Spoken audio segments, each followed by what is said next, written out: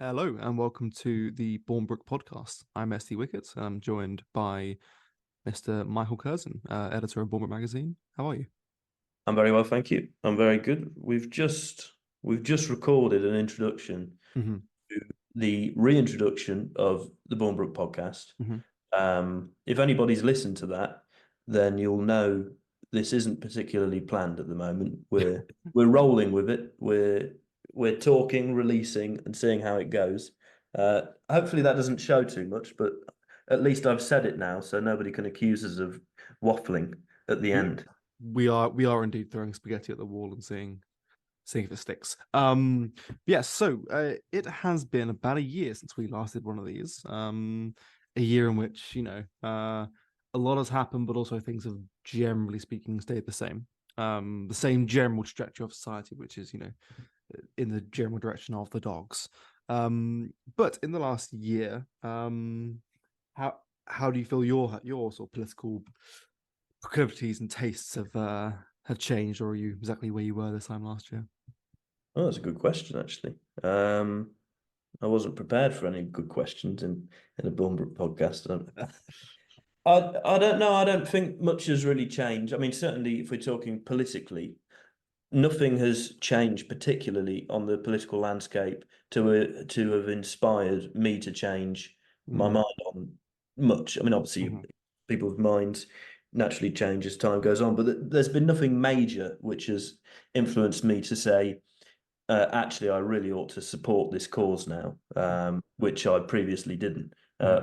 or the opposite. I still think, and have been encouraged more so to think, as we've drawn closer to a general election, that the Conservative Party is a great enemy to conservatives like us, to traditionalists, I suppose you could say. So Um, and that nothing. becomes more apparent as the election comes forward, Mhm. and it's even easier to contrast its rhetoric to its 14 years of action, or inaction in some cases, I Mhm. suppose you could say.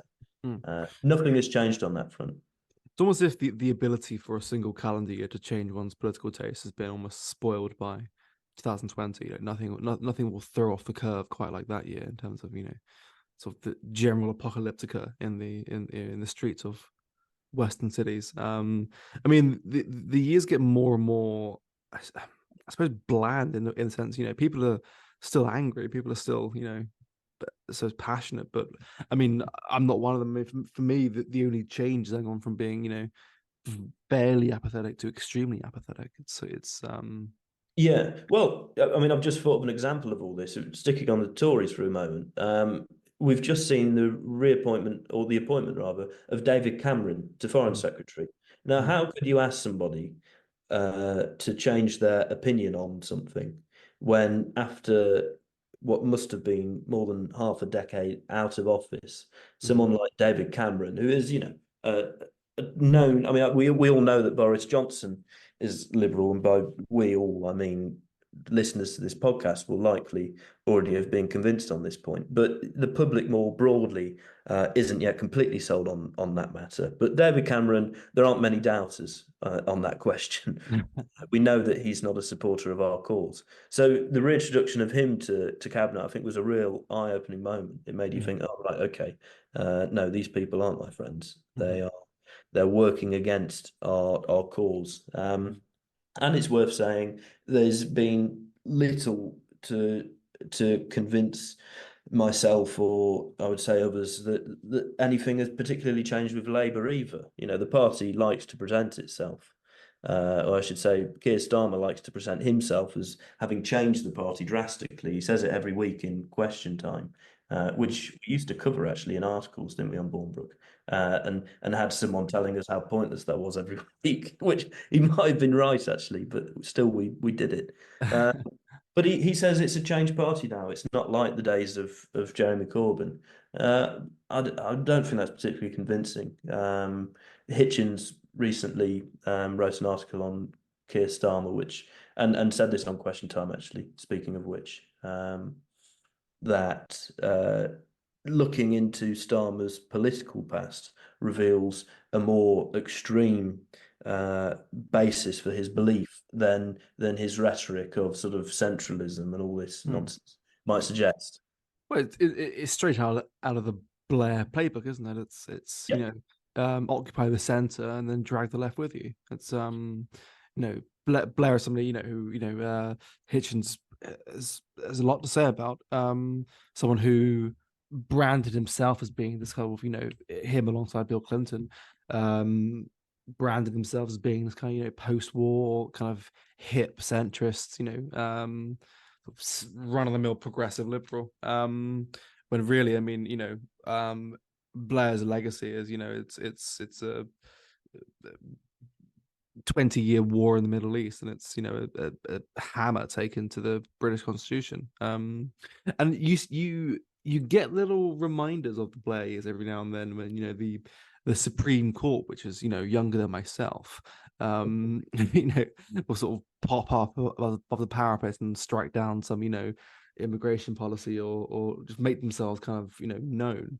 And you realize that this is just simply was Blair bending the British state to his will, and that's still the case. I suppose the Labour right. I mean, we talk a lot about the Conservative Party, and I think in terms of its its stated mission objectives and what it actually does is the greatest enemy of all. But it's still worth going into Labour, where it does come in two varieties: the Corbyn flavour and the Blair flavour. Mhm. You know, Yeah, I mean, I do often think about this actually with my own work writing. I talk about the Conservative Party a lot. Sort of been the primary focus of my political writing since I started out.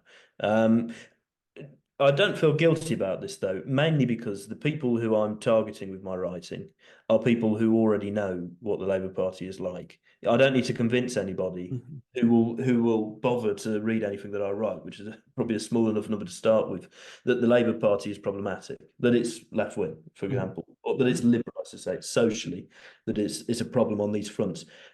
There are a lot of people on our side who know what the Conservative Party is actually about, but there are still a fair amount of people who don't, mhm, which is why I sort of put my main focus into that. So that, when the party says we are going to finally clamp down on the issue of crime, we're going to introduce measures to um, toughen up sentences and things like this, it's very easy to point out that they're not doing this, that actually mhm, over the past 14 years they've done the opposite. mhm, And mhm. it's worth reminding people of that. I mean, of course, the other reason that we focus mainly on the Conservative Party is because it's been in government for 14 Mhm, years. If we'd mhm. focus on the Labour Party, you're only writing about what it says it will or won't do, Yeah. which is less interesting and also has less foundation.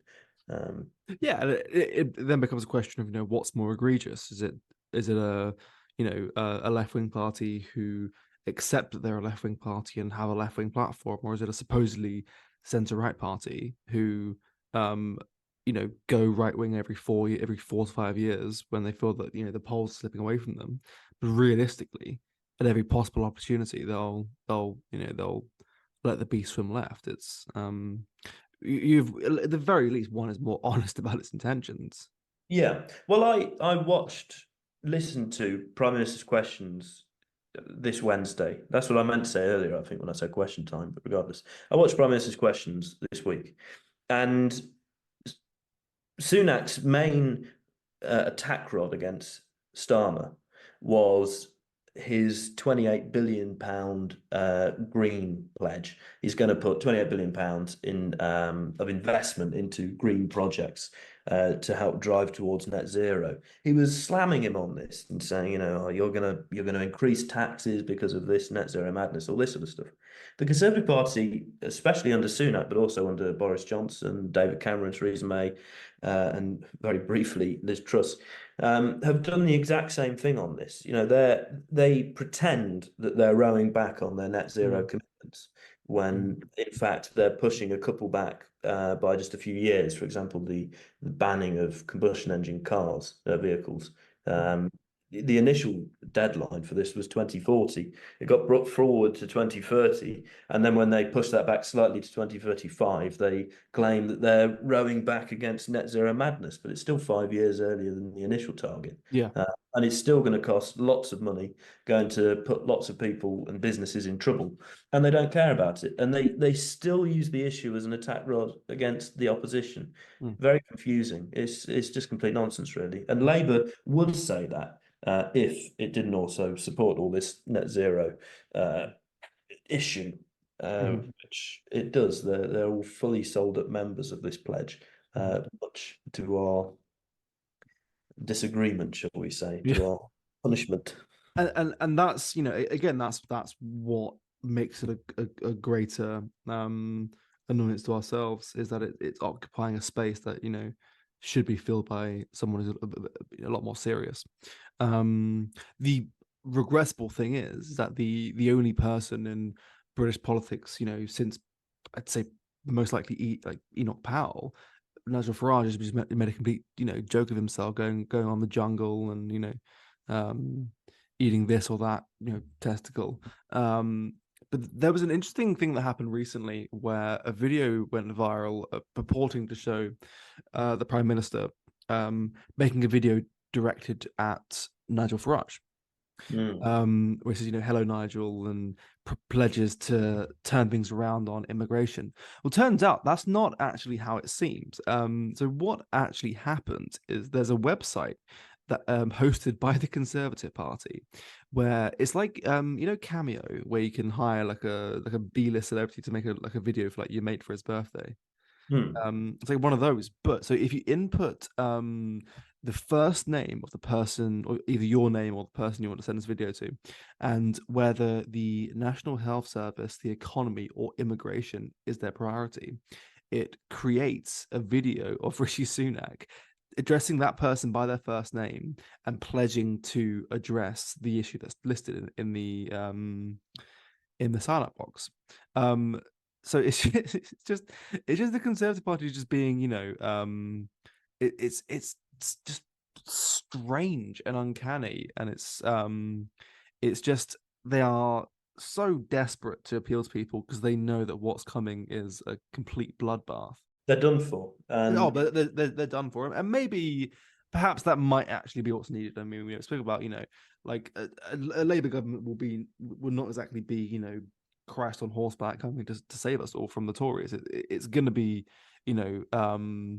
probably not too dissimilar from Joe Biden's presidency, which is general decay, but with a real profound gaslighting that things had never been better.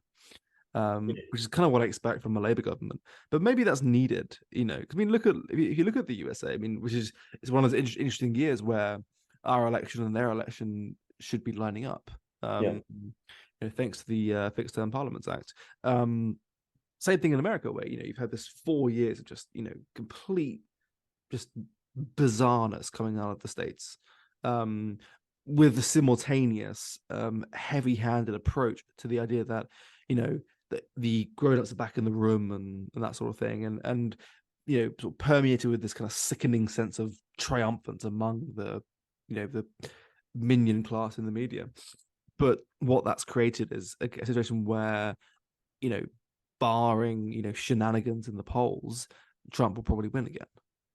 yeah. Well, it's sort of reminiscent of, you're talking earlier about Farage and Enoch Powell before him. The questions that conservative commentators ought to be addressing is whether these people are really working for them or not. Now, Powell sort of gets a lot of respect among the conservative right, mainly because of his immigration speech. I don't think anybody really knows anything beyond that about him, or very little at least. But people like Hitchens will criticise Powell, and he's much more of a dubious figure than some like to think. And Farage gets a lot of respect because of what he did with Brexit, but beyond that, there's not very much that can be said for him in a conservative manner, at least. He is less so, but still socially liberal.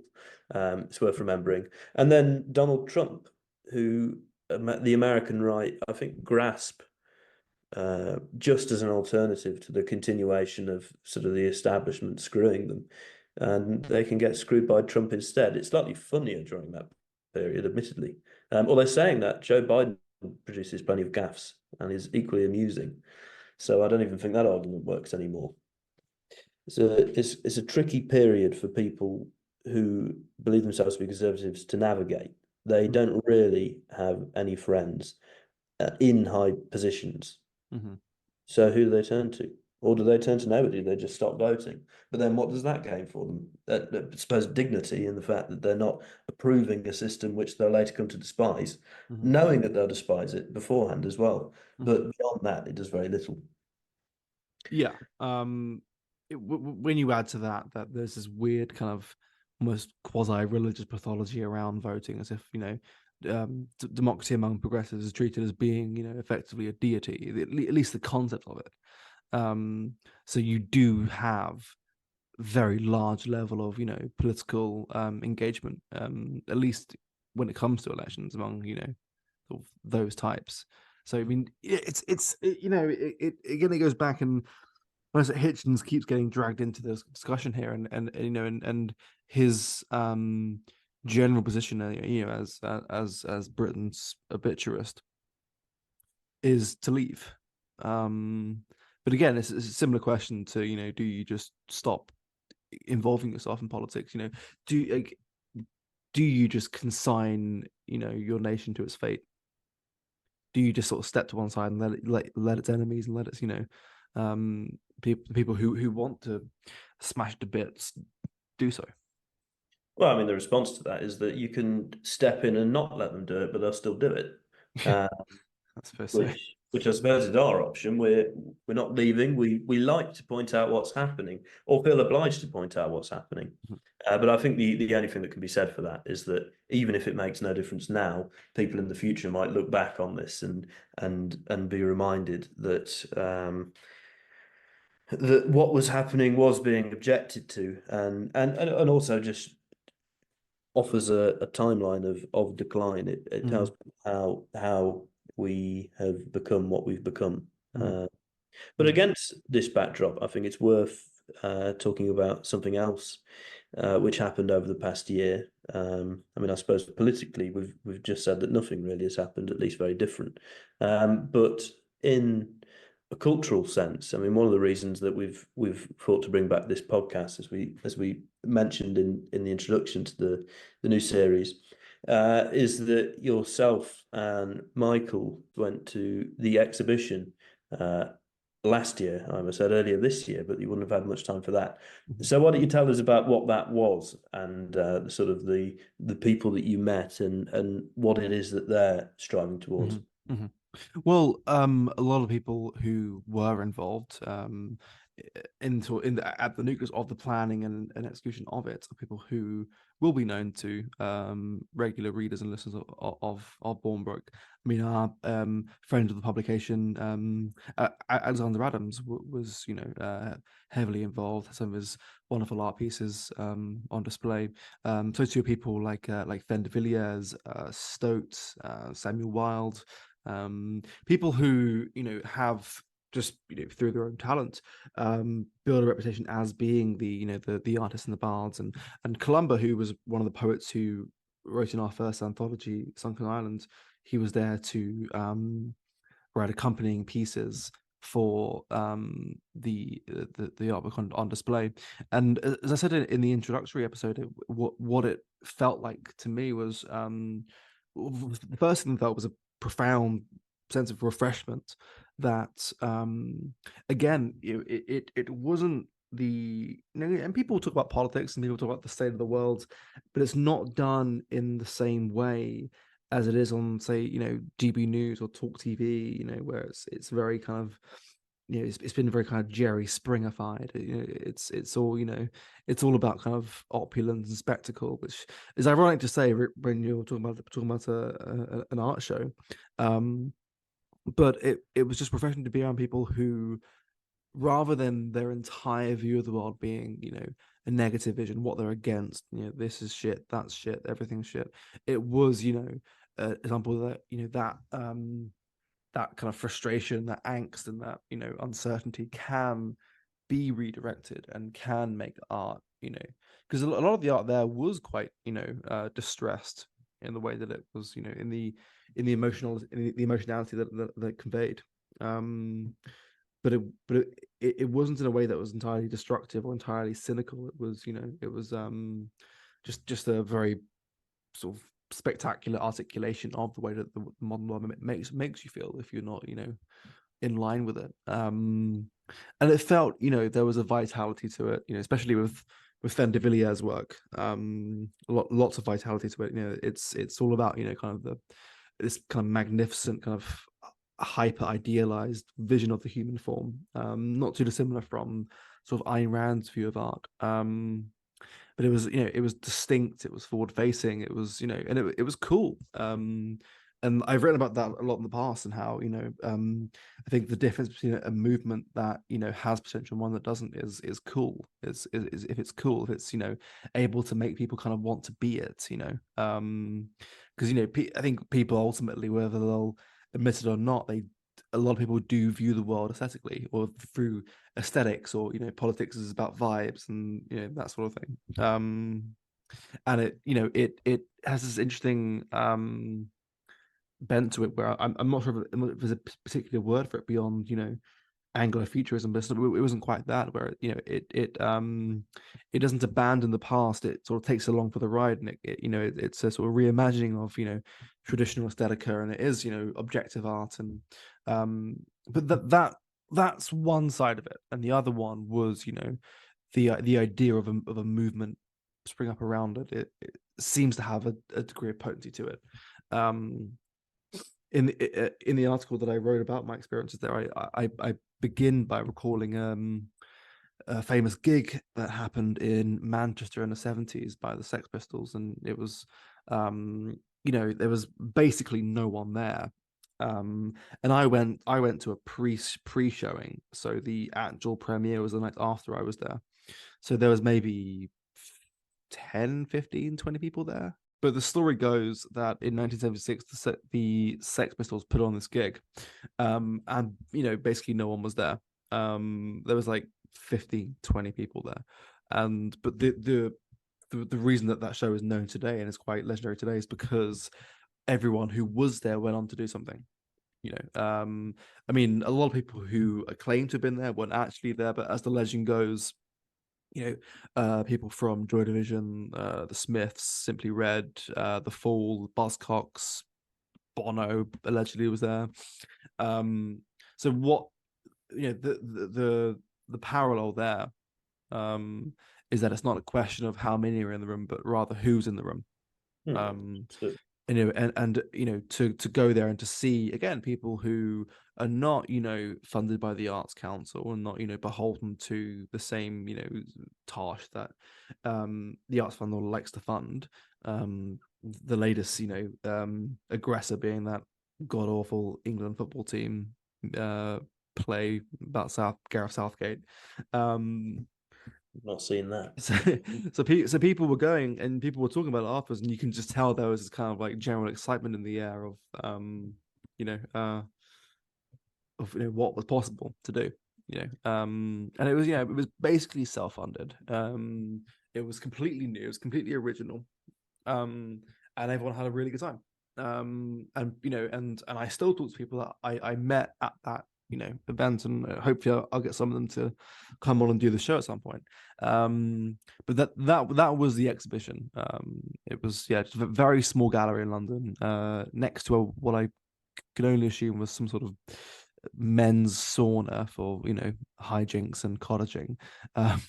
But next door to that, the Fitzrovia Gallery, it was it was a very, very interesting evening. And I left feeling very inspired, and that's what everyone felt, because I was going for a pretty crappy period of writer's block at the time. And then in the half an hour that I was on the tube from Leicester Square to Tower Hill or wherever I was in the end, I wrote the whole piece that I published. it opened that up, and it was um I hope there's more to come. Because I mean, it would be such a real shame for something like that to fizzle out. Well, it'd be good at the very least to sort of bring back those conversations as well, and Mm, that's one of the things. The reason we're talking about this, I suppose, is that it was one of the inspirations for bringing the podcast back. That it's not going to just be about the political elements which we talked about at the beginning, mm, which sort of I think dominated what we did podcasting wise before. But it's also going to be looking at the other elements, the more hopeful elements, particularly in culture, and people who are building movements which are gaining attraction, which are giving people the sort of inspiration that you were just talking about to go and act in a certain way, either to write or to try and involve others in a movement which can sort of progress this cause of revitalization, mm, which is mm, very necessary. So hopefully we're able to contribute to that, mm. and we'll certainly be interested in covering other such events as they come about, and hopefully be involved with the people who organise these sorts of things. Mm. And it presents a distinct opportunity again for a makeover. Really, I mean, if you look at the right, for the most part, it's on one hand it's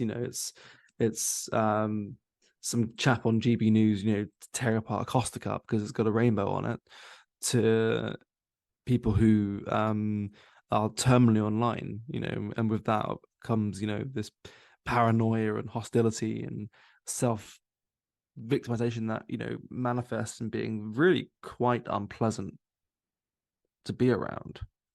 And um off-putting as well to people who might yeah, otherwise be yeah. convinced in certain ways. It's just boring. It's dull. It's repetitive. We hear the same thing every day. Mhm, Uh, it's unoriginal. It's lazy. mhm, Um, but a lot of people buy into it until they don't, I suppose, until they one day they realize, oh man, I've seen this enough times. I'm going to turn mhm. it off actually. And it's possibly at moments like that that you can capture their imagination. Uh-huh. Uh, but it is a shame that certainly the organisations which are believed to be the main drivers of British conservatism today are just absolute nonsense wagons. Mhm, They offer nothing, detracting actually in some way because they have the name of being on the right mhm. or being conservative, whatever you might call it, and yet often are led by people with very little intelligence and And very little imagination. yeah, and to some of these people, not all, but some, it seems that the last 5 years just didn't happen to them.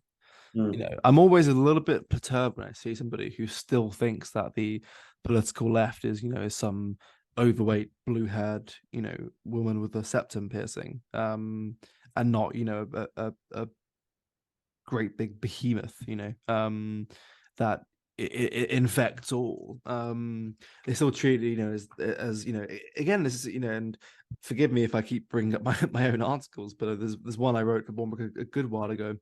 It was turned into a video for our channel, called "The Death of the Social Justice Warrior," and mm, in that it was how the real misstep was to treat them like they were just a joke, you know, not these, power hungry, almost Bond villains, who will do anything. And that those assumptions have, permeated the British state so much, to the extent where, the some some nutter from, Guinea-Bissau can literally gut three people to death in the middle of Nottingham, mm. and basically get away with it. The guy's going to be in a secure hospital. Um, and it's obviously, this does predate the 2010s, but yeah, it's just there's so many missteps I see, um, and what I personally strive towards again is just it's a conservative or traditionalist or right wing movement of just civilized people, Mm. you know, calmly and succinctly and effortlessly selling themselves And by that I mean selling their view of the world, which I think in many ways died with Scruton. And I know you and I had butted heads on Scruton before over his, supposed support of the Conservative Party. Um, I don't but think it was I think it was genuine. in but in terms of in terms of how he lived the example of the conservative man, I think is I don't think anyone quite did it as well as he did in the modern age. I don't know about that. I don't know about on a personal level. Perhaps. I mean, part of living is deciding whether or not to vote and who you cast that vote towards. So I don't know. I think we might still disagree on that, but we can save it for another day. But I think a way that something we could move on to now. I know you've already referred to so many of your articles, but if the listeners aren't already so bored as to turn off, I'm sure they'll be able to bear one more as well, which is your article in the sort of the winter issue, Mhm. in which you look at the year ahead and the different views one might have towards it, the optimist's view and the pessimist's view.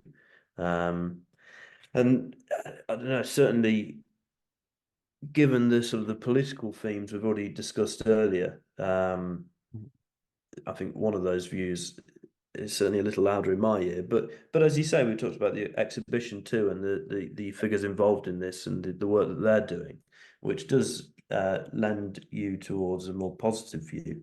But I suppose then at the end of the day, we're talking on different spheres, aren't we? And one of the differences between the two views often is depends on how broad your vision is. If your vision is sort of national, then it's likely to be fairly negative because at the moment things aren't going so well. But Mhm. if you base your opinions based on what's happening personally or what you're able to achieve personally, um, through building relations and working towards certain goals, then you can be a lot more positive. But perhaps you'd like to talk us through that, and for those who haven't read the piece, and see where it is we're heading towards, and how someone could view this in a different manner. Mhm.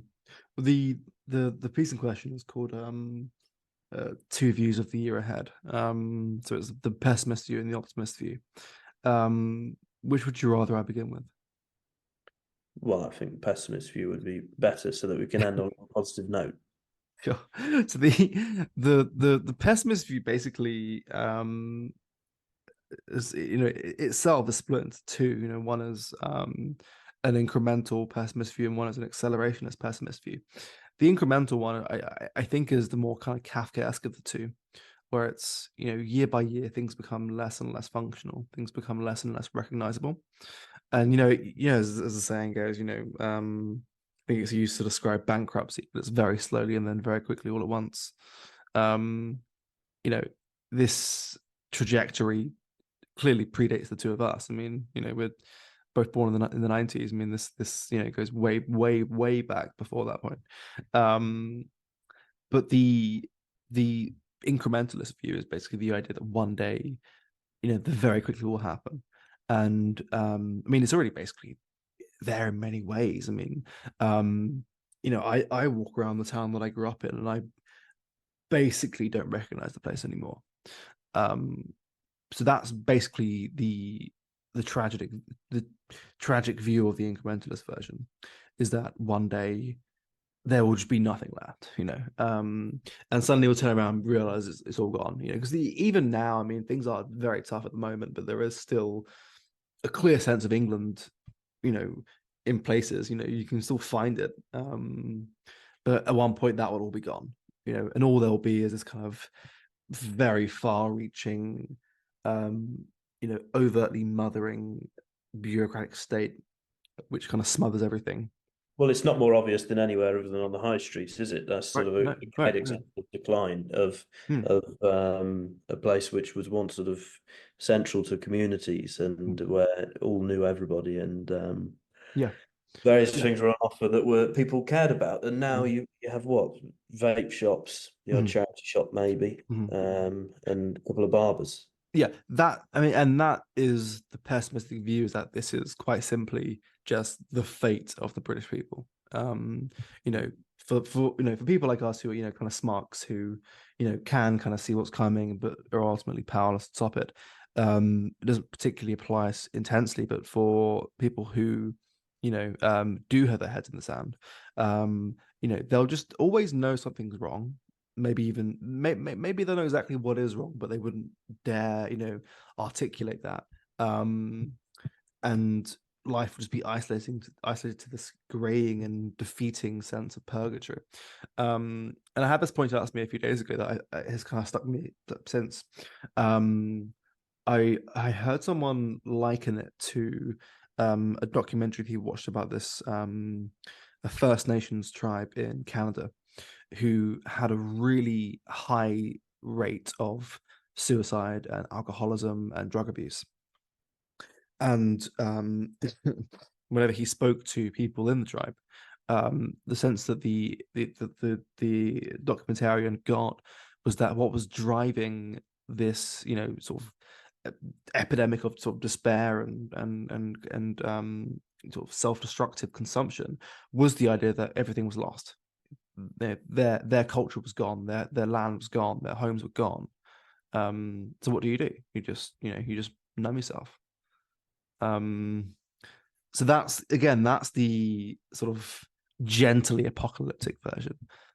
But we've seen in the last couple of years, I mentioned at the start of the podcast, 2020 being a real life-changing year for most people who, like myself, went from being kind of, uh, you know, devil take the hindmost libertarian to quite a staunch conservative was because of what happened that year. So that we've proven that can happen. All it takes is is some catalyst. And if you want an example of that happening on a continuous basis, I mean, look at a country like South Africa, and people don't want to give it credit to the apartheid regime, but I mean the way that the country has declined in a social fabric and law and order sense is genuinely quite stunning. And that is a real example of what may await.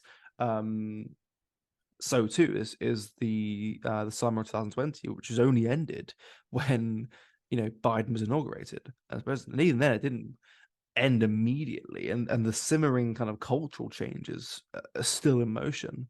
But those kind of democratic apparatuses won't always be there to turn the plug off of the mob.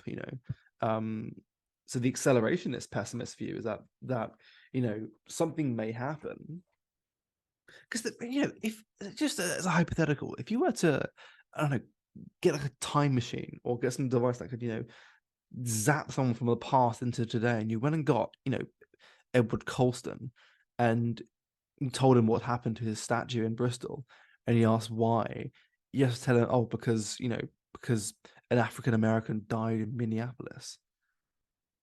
you like all it takes is one spark and everything can just completely fall apart. And the things that stopped it the last time might not work this time.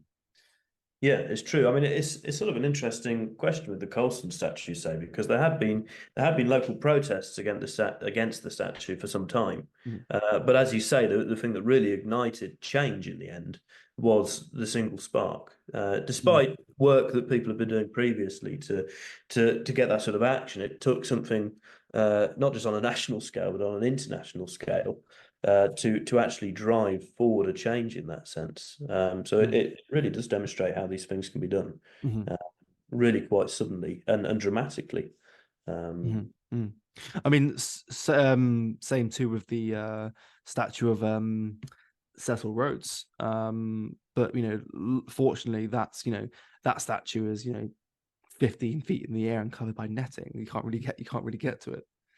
Um, yeah, well, there are efforts, and I'm sure that debate seems to just be a debate about a matter of time, doesn't it? mhm, mhm. It's surely going to come down.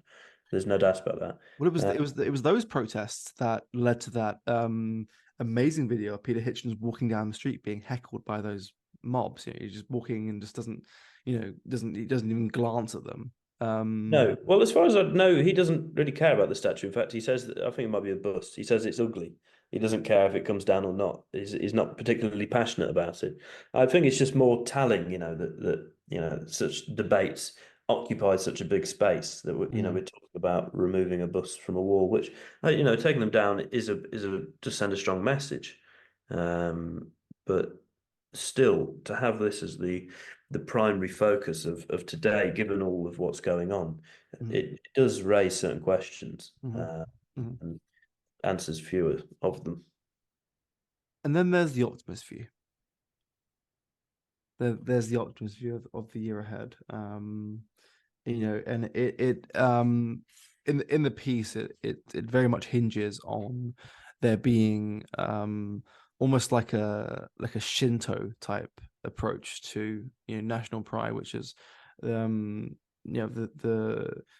I suppose the quasi religion of Japan, but it has an almost folkloric and almost mythical view of Japan as an almost anthropomorphized thing with a soul.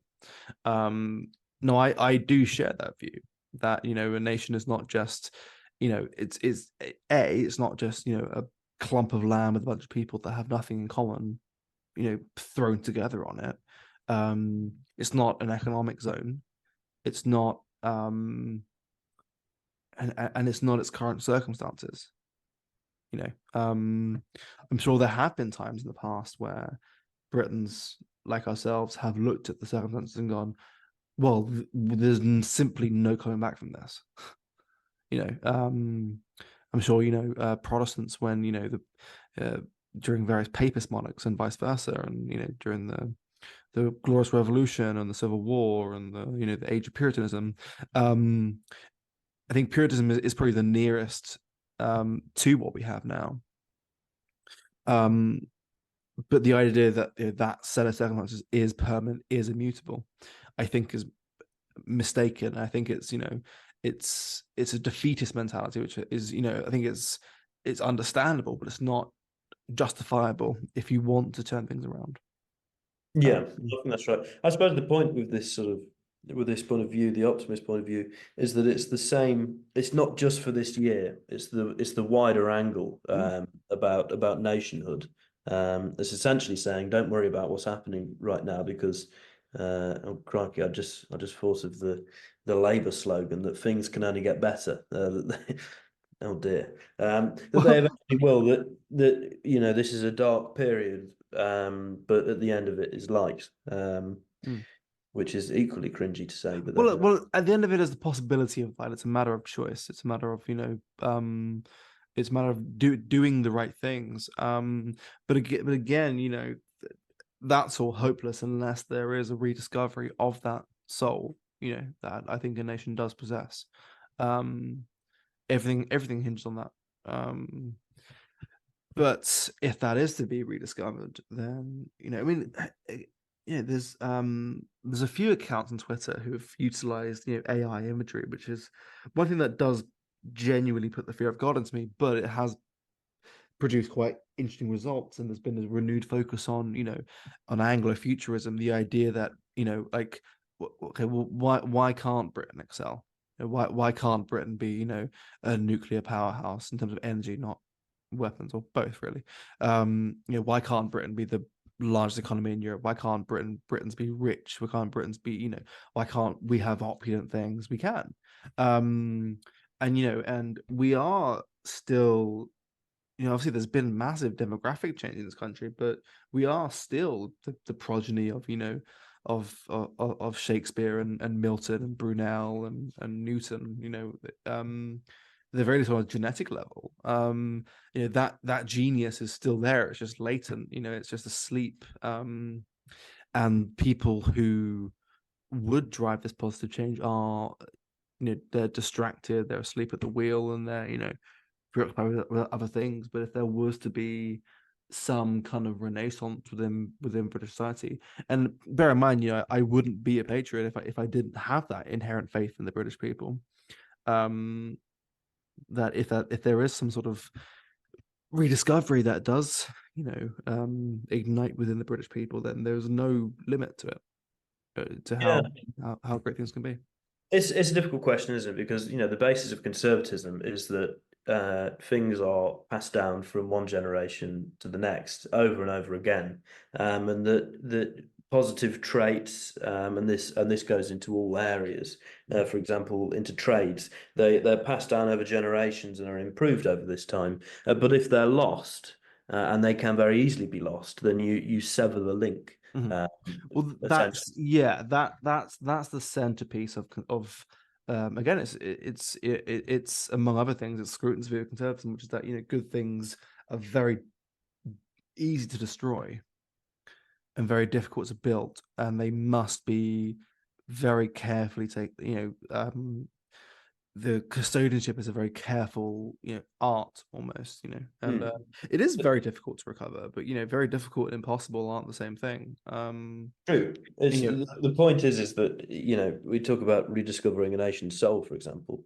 The whether or not it's still intact is the point, because having not been passed down from one generation to the next, it's not exactly as if mm, it's lost and simply needs to be picked up and then uh, carry on. mhm, There needs to be more work than that. mhm. Might take a lot more time, Yeah. and there aren't many who don't doubt that a renewal on that size will take place in our lifetimes. Sorry, that won't take place in our lifetimes, Mhm. which is quite likely. Something that's going to be written about perhaps in 1,000 years. Yeah. Yeah, and if you ever feel that all hope is lost, just look at a map of Spain from the year 718. It's like basically a town. So things can always improve, and even even the most virulent optimists upon us will say it's no easy task. It's very, very difficult, but it's absolutely a worthwhile thing to do. And I don't think I'll ever emigrate, because if I do, then I'm walking away from that. Yeah, No, that's I wouldn't. I no. wouldn't. I mean, I still live in the same town that I'm from, so I think going to a different country is a bit of a stretch. That'll be too far from the local. But yes, these anyway are the questions that we're sort of going to be navigating over the coming year. Politically to an extent, but I think in a lot of those areas we already know the answers to the questions that we'd ask. So more important is looking for figures who are trying to drive forward new forces, creating groups, Mm, uh, making small changes in a sort of localized setting. mm, Uh, that's the sort of thing we're going to be looking towards giving a bit of a voice to, and discussing and just seeing what's worth putting our attention into, essentially, mm, what's worth supporting. mm, And as we said in the introduction, if there's anything that we're not seeing that is like this, that is beneficial, then get in touch, and we'll see about discussing that too, mm. and Tell, covering yeah. ways. Tell us we're wrong and we'll publish it in the magazine. We often do in the letters section. That's That's probably the true. most amusing part of the issue, though. I shouldn't say that. Um, If you don't mind, I'd like to end this segment by just reading off the last kind of paragraph from this article, because I think it does encapsulate, what perhaps one can do now, to sort of fight off the sense of despair that may come from all angles at the moment. Yeah. well, I can't say no now, can I? That'd be a bit unfair. Well, it says, and to those who believe that there is no hope, I issue the following challenge.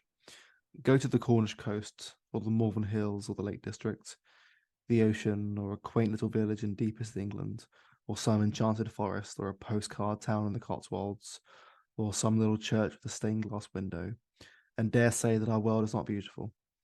Listen to Puccini or Miles Davis, Dave Gilmour or Schubert, Beethoven's Ode to Joy, and dare say that the man is not, at his soul and root, full of genius and poise and sensitivity. That all is not lost, for the soul of man remains and shall remain forever. And if one feels down and out, as if decency was truly dead, then hold the door open for a stranger and smile at them and say you're welcome when they thank you. Ask the girl out, pet the dog, write the poem, feel the music. In the absence of all else, joy is where you find it. There shall always be in England for as long as there are Englishmen, and there shall always be civilization for as long as there is civility. There you are. And after you sent that to me, I did thank you for mentioning David Gilmour, which Which we I'll should soon look discuss at. at a later point because we are, despite our sort of stuffy conservative appearances, we are both quite big fans of Pink Floyd. Yeah, I've become more so actually since we last talked about it. Mm. It's mostly what I listen to these days. But yes, we'll save that for another discussion. I think that's a good point to end this episode on. The next episode has not yet been determined. We don't know who's talking to who, and we don't know when it's going to come out. But follow us on sort of the social media channels, and of course look at the print issue, and we'll make those sort of announcements there. And yeah, feel free to send us any comments. Let us know if my audio quality is particularly bad, since I'm not using a microphone, whereas Sam is. Or maybe that's a good thing that you can't hear me as clearly. You decide. But thank you for listening this long, and we hope you come along for the next episode too. Cheers.